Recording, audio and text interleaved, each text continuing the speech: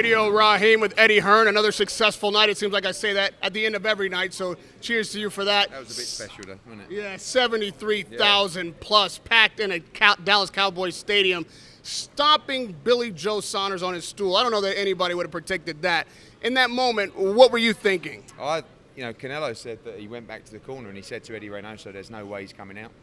Because when the uppercut landed, when Billy Joe come up and I saw his face, I knew he'd broken his eye socket. His cheekbone was indented, and he couldn't see. He went back. I spoke to Mark Tibbs, and he said to Mark Tibbs, I can't see. And Mark Tibbs, I think they talked about one more round, but then Mark looked at him and, he was going to get hurt if he couldn't see, and that eye. So they made the decision. They pulled him out of the fight. I thought he boxed well, Billy Joe. I think the judges were a little bit harsh. I think they gave him 2 rounds, probably gave him 3 rounds, but he just couldn't put a dent in Canelo Alvarez, could he? And that was the problem, because Canelo was stalking him, taking his time. Obviously, a lot of the eye-catching shots were coming from Canelo Alvarez, and it felt like it might be a matter of time. And obviously, the 9th round was all over. It's always a little tension when a promoter has the pound-for-pound number one and the opponent as well.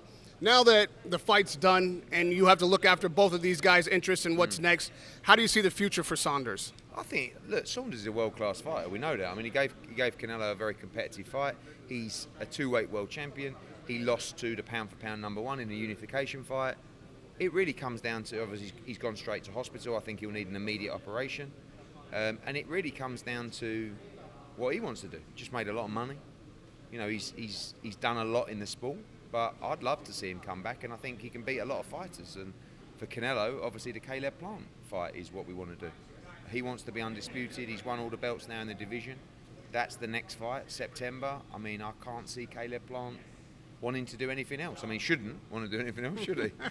So, yeah, hopefully we can get that made. Well, unfortunately, here in the press, we all know sometimes a bigger fight happens in the boardroom and behind the scenes. True. What kind of fight do you think is in store for you to get Caleb Plant in the ring and to make terms with Al Heyman and PBC so that this fight can actually happen? And if it were to happen, where would that be seen? I think in Vegas. I mean, one of the beauties about Canelo being a free network agent is the lack of politics, right? So the DAZN numbers tonight were absolutely off the charts. So they're going to make a massive play for the fight.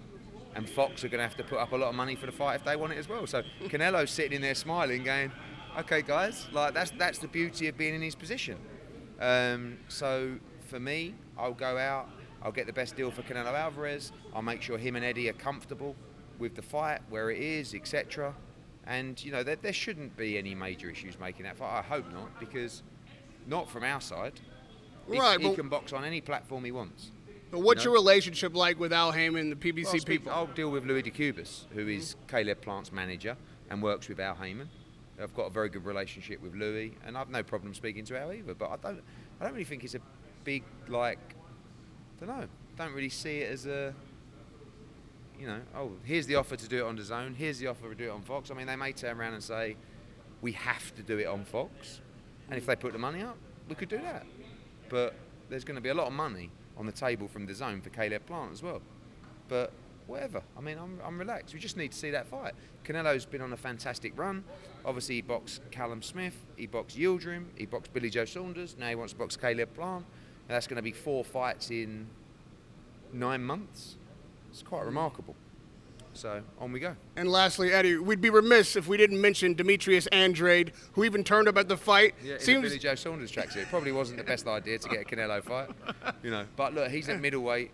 We're planning a fight for him at the end of the summer. We know what we want to do. We want Charlo. We want Gennady Golovkin. There's some other options. Chris Eubank Jr. as well is an option. But who knows in 2022 for Canelo. But right now, all Canelo wants to do is pick up that undisputed championship. Are any of those opponents you just mentioned for Andrade coming through as front runners, as strong possibilities? I think the champions need to fight Demetrius. That's what they should be doing. You're seeing Canelo do it. Canelo faced the style tonight in Billy Joe Saunders. No one wanted to fight Billy Joe Saunders. Show how tricky he is. He's clever. He's hard to hit. He's a good mover. And so's Demetrius. But Demetrius has showed chinks in his armour. These guys should be jumping on that fight. We'll see. Radio Raheem with Eddie Hearn after another successful event here at Dallas Cowboy Stadium, 73,000 plus. Thank you for putting on such a great show. Thank you, Always giving me time. Wait a minute. We got to get the thumbnail. Radio Raheem with Eddie Hearn.